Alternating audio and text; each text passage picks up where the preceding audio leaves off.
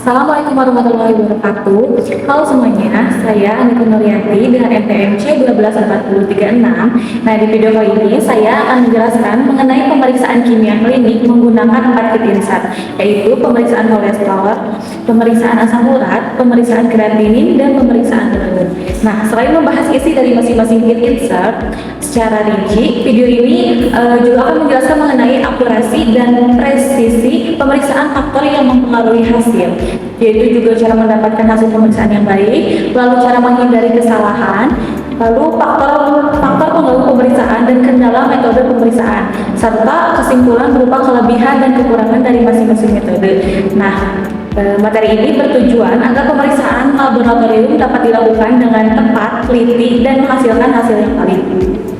Nah, selanjutnya ada penjelasan kit insert mengenai pemeriksaan, yaitu yang pertama ada kit insert pemeriksaan kolesterol. Nah, pemeriksaan kolesterol bertujuan untuk mengetahui kadar kolesterol total dalam darah yang berkaitan dengan risiko penyakit kardiovaskular. Nah, isi dalam kit insert kolesterol meliputi prinsip pemeriksaan, metode enzimatik, CHOD-PHP, nah di mana kolesterol dihidrolisis dan dioksidasi membentuk warna yang intensitasnya sebanding dengan kadar kolesterol. Reagennya itu ada reagen enzim, reagen esterase, kolesterol oksidase, peroksidase, dan kromogen. Untuk spesimennya yaitu serum atau plasma dengan tabung LTA atau heparin. Untuk prosedur pemeriksaannya, pencampuran reagen dengan sampel lalu diinkubasi pada suhu tertentu sesuai kit insert, lalu pembacaan observasi menggunakan spektrofotometer. Nah, untuk nilai rujukan kolesterol total normal yaitu kurang dari 200 mg per dl. Stabilitas dan penyimpanan reagennya disimpan pada suhu 2-8 derajat, yaitu tidak boleh berubah. Selanjutnya, untuk kit insert pemeriksaan asam urat digunakan untuk membantu diagnosis hiperurisemia dan GERD. Nah, isi kit insert asam urat meliputi prinsip pemeriksaan dengan metode enzimatik uric acid (UAP).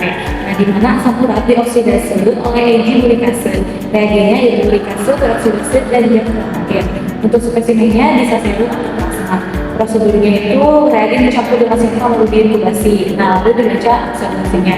Untuk nilai normalnya yaitu pria 3,5 sampai 7,2 mg per dl dan wanita yaitu 2,6 sampai 6 mg per dl dengan catatan tidak hemolisis dan dislipidemia karena itu bisa dapat mempengaruhi hasil.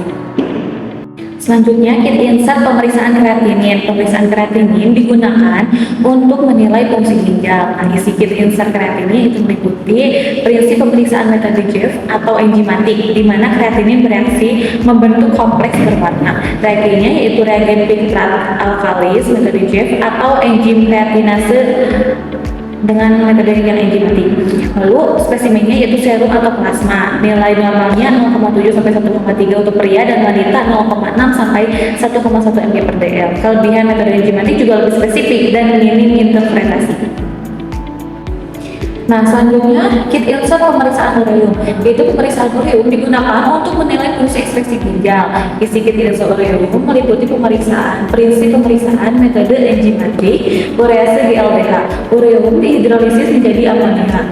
Nah, untuk reagennya yaitu urease, GLDH, dan coenzim NADH. Spesimennya bisa serum atau plasma.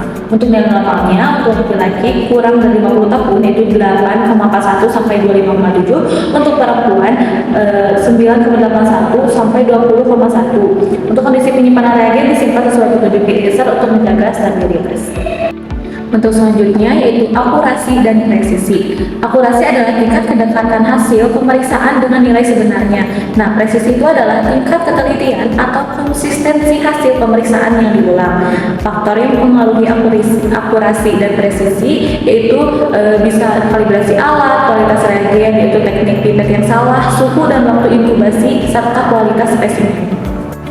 Cara mendapatkan hasil pemeriksaan yang baik. Nah, untuk peroleh hasil yang baik perlu diperhatikan yaitu mengikuti prosedur sesuai kit insert, lalu menggunakan alat yang telah terkalibrasi, terus menggunakan reagen yang belum kadaluarsa, lalu memastikan volume sampel dan reagen yang tepat, dan terakhir itu melakukan kontrol kualitas.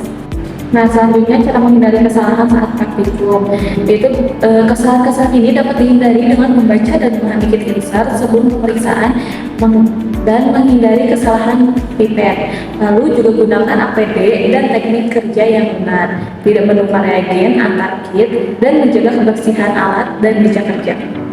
Selanjutnya, faktor yang mengganggu pemeriksaan. Nah, ada beberapa faktor pengganggu yaitu antara lain. Yang pertama itu ada hemolisis, kedua leukemia, ketiganya ipterik, dan keempat yaitu obat-obatan tertentu, serta spesimen yang tidak segar atau salah penanganan. Lalu selanjutnya, kendala pada pemeriksaan. Kendala yang sering ditemui itu yang pertama ada interpretasi zat lain pada metode JEF. Lalu kedua itu ketergantungan pada suhu dan waktu inkubasi. Ketiga, bisa terjadi kemarahan sensitif terhadap cahaya dan suhu. Keempat, biaya reagen relatif tinggi untuk metode enzimatik.